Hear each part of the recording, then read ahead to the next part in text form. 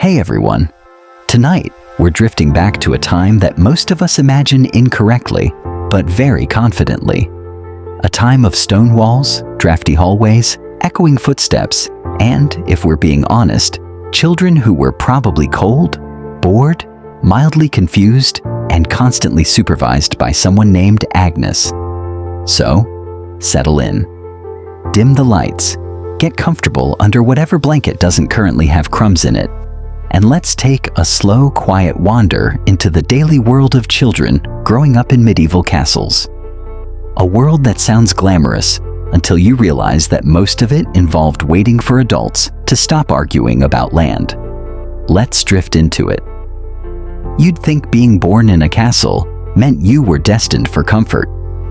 Warm beds, soft fabrics, maybe a golden spoon or two, and a window view that conveniently avoided the smell of the courtyard. But medieval childhood, especially for noble children, was more like being enrolled in a lifelong internship you couldn't escape. With long hours, no salary, and a job description written by someone who definitely didn't like children. Most babies were born in small cramped rooms inside the castle's inner quarters, attended by midwives who had seen more medical mysteries than they ever wanted to.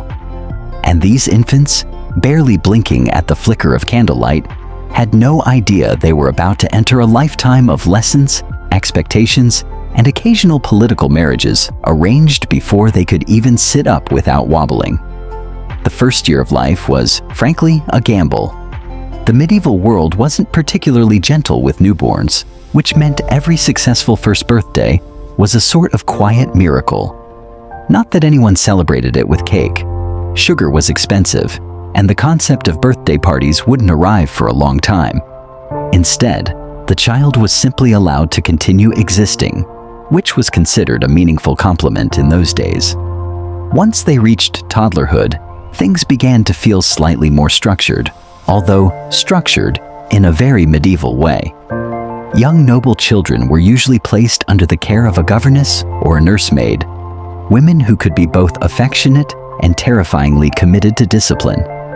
They were trained to walk properly, speak properly, eat properly, and ideally not smear food on their tiny linen tunics. Even though most toddlers understood these instructions about as well as they understood Latin verb conjugations, the castle itself was an odd playground. Instead of colorful toys and soft mats, children had stone floors, wooden benches, and the occasional carved figurine that doubled as a choking hazard. Their playtime was often quiet, because noise carried through the corridors, and there was always someone important trying to write, pray, or panic about taxes. Sometimes the children would wander into the castle courtyard, where the sights and smells were educational, a mix of animals, workers, and daily chaos. All of which helped these young nobles learn that life was slightly less magical than the stories suggested. A lesson that would be repeated frequently throughout their lives. By the time they reached the age of 7, childhood, as modern people understand it, gently packed its belongings and walked out of the castle. 7 was considered the age of reason, a generous interpretation, and from that point forward, children were expected to begin their training for adulthood, because nothing says childhood is over, like being handed miniature versions of adult responsibilities while your legs are still too short to reach the floor when sitting on a chair. For boys, this usually meant beginning instruction under tutors who were skilled in reading, writing, arithmetic, and making children feel inadequate in at least 2 languages. Lessons often took place in cold rooms with high windows, beautiful, but strategically designed to prevent daydreaming. The boys learned to read religious texts, handle accounts, and eventually ride horses with the calm confidence of someone who might one day need to look respectable while issuing a territorial threat. Games existed, of course, but they were usually simple. Throwing balls, mock swordplay with blunt sticks, and chasing each other until someone fell into something unpleasant. Older boys practiced archery, a skill that required patience, precision, and an unspoken agreement not to aim at their cousins. Girls, on the other hand, received their own specialized training. While they might also learn to read, depending on the family's priorities, They were primarily taught the art of household management, supervising servants, overseeing textiles, keeping track of supplies, and preparing to become the stabilizing force in a marriage that had probably been arranged before they had teeth. One can imagine a young noble girl carefully stitching embroidery onto a cloth, wondering what her future husband looked like, and hoping he didn't resemble a potato with a title. Sadly, many did. Meals for children were simple affairs, while the adults feasted on meats, sauces, and spiced dishes brought from distant lands. The children received smaller, gentler foods, designed to prevent them from becoming sick, because nothing disrupted castle life like a noble child with indigestion. Meals were eaten with quiet manners and limited enthusiasm, under the watchful eyes of caretakers who were ready to remind them that licking their fingers was unacceptable, even if the meal happened to be delicious. Nights in a medieval castle were long, quiet, and occasionally eerie. Children slept in chambers with heavy curtains, thick blankets, and the kind of furniture that creaked suspiciously at every movement. The wind whistled through cracks in the stone, torches sputtered, and the castle's wooden beams made strange noises after sunset. Many children grew accustomed to the sounds, while others simply wrapped themselves tightly and pretended everything was fine. There were no night lights, except for a candle, and candles were expensive, so they didn't burn all night. Darkness was darkness, a soft, complete blanket that encouraged sleep or mild panic, depending on the temperament of the child. Despite the expectations, the routines, and the responsibilities, noble children did find moments of genuine joy. Festivals brought music and laughter. Traveling entertainers arrived with songs and riddles. Feast days offered sweets and pastries otherwise unseen. They bonded with siblings, teased their tutors, whispered secrets in quiet hallways, and dreamed, just like children anywhere. But always the castle reminded them who they were expected to become: heirs, assets, pieces on a carefully managed political board. Each small mistake was corrected, each minor rebellion noted, each personality trait observed for usefulness or risk. It wasn't a cruel world, not intentionally. It was simply practical, and practicality rarely leaves much room for carefree childhoods. As we drift along this quiet medieval corridor, let's move a little closer to the lives of these young nobles, their friendships, their fears, their education, and the strange burdens placed upon them long before they knew what those burdens meant. Let's float gently toward the next part of their castle-bound journey. By the age of 7, noble children were considered fully capable of learning the skills needed for their stations. A remarkable assumption, considering many of them still confused left and right. But medieval optimism was a powerful force. Each child, boy or girl, was assigned a daily schedule designed to shape them into someone useful.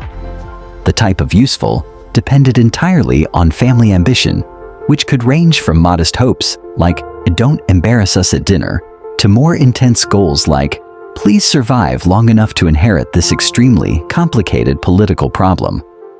The tutors in charge of all this were usually educated clerics or well-bred scholars who had, at some point, decided that teaching children was preferable to joining the clergy, a decision they may have occasionally regretted. These tutors carried themselves with the solemn dignity of men who believed children should behave like quiet adults. The children naturally disagreed. Lessons began early, often after a breakfast consisting of bread, watered-down ale, and the gentle encouragement to eat without dropping crumbs everywhere. Then it was time for the real work.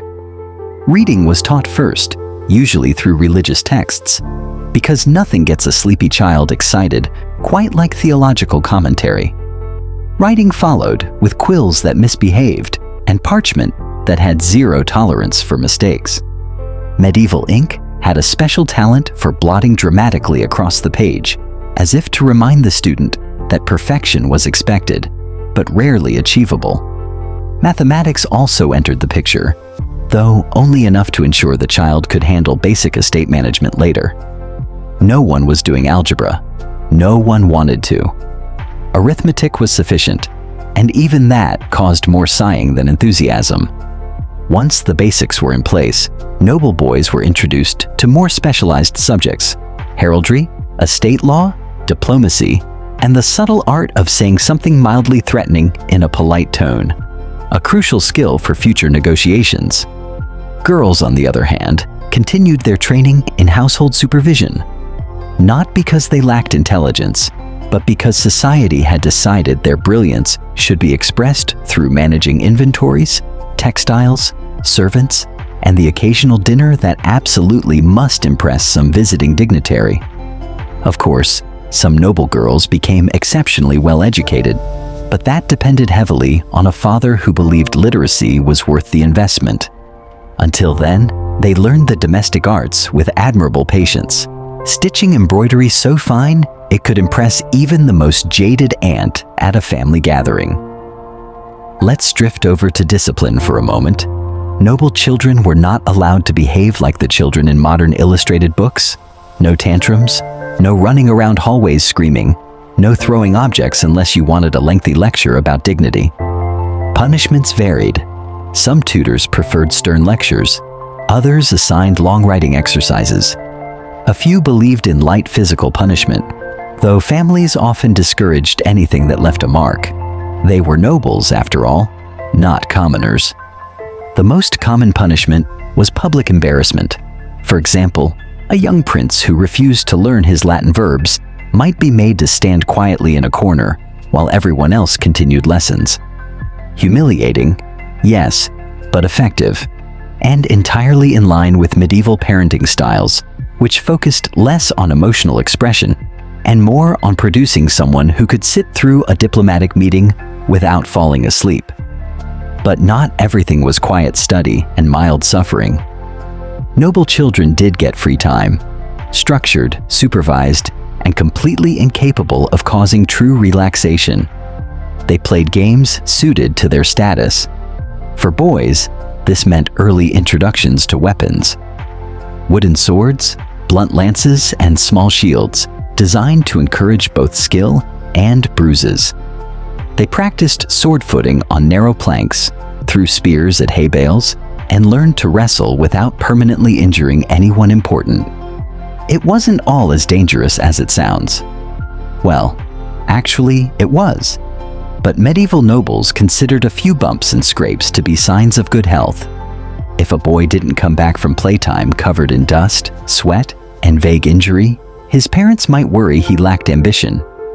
Girls' games were gentler, but not always safer.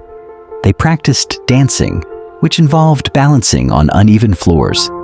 They played board games that taught strategy and patience, skills equally useful for marriage negotiations later in life. They even learned falconry, a surprisingly powerful hobby involving elegant birds and surprisingly sharp talons. And sometimes, boys and girls played together, though always under supervision. Because nothing terrified medieval parents more than unsupervised noble children forming emotional opinions about one another. Now let's drift to something subtler: the social pressure. From the moment they could talk without immediately forgetting what they were trying to say, noble children were trained to behave appropriately at all times. Proper posture, polite greetings, careful awareness of who ranked above them, and there were always many people who ranked above them. Meals were a performance. Children sat at lower tables, used smaller utensils, and learned to eat calmly while nobles discussed politics, land disputes, or whether someone's cousin had insulted someone's other cousin at last year's festival. And through it all, children were expected to remain silent unless spoken to. Silence was a virtue. Speaking too much was a liability. Laughing loudly was an international incident waiting to happen. Even friendships among noble children were complicated. They could form close bonds, but always with the awareness that one day they might become political rivals. Imagine trying to play tag with someone who may someday invade your territory. It adds a certain flavor to childhood. Around age 10 or 11, noble children entered what we might call the apprenticeship phase of their upbringing. Boys were increasingly expected to accompany their fathers during court sessions, military inspections, or estate visits. They learned by watching, absorbing, and occasionally being scolded for asking why everything took so long. Girls, meanwhile, shadowed their mothers. They observed how to greet guests, organize events, negotiate dowries, and manage the staff. They learned which problems could be solved with gentle persuasion, and which required a firm reminder that the lady of the castle was not to be trifled with. Both boys and girls were shaped by example, for better or worse. If a father was known for humility, the son might attempt the same. If a mother enjoyed arguing with bishops, the daughter might develop a remarkable talent for debate. And all of this, the lessons, the pressure, the expectations, created children who were outwardly poised, but inwardly overwhelmed. A perfectly normal response to living in a castle filled with political tensions, drafty staircases, and adults who could not stop marrying each other's cousins. Now let's drift into adolescence. The period medieval nobles pretended was not nearly as complicated as it actually was. By 13 or 14, noble boys were expected to function almost like adults. They trained relentlessly with weapons. They learned battlefield etiquette, which is exactly as contradictory as it sounds. They began wearing clothes that suggested responsibility, though their posture often disagreed.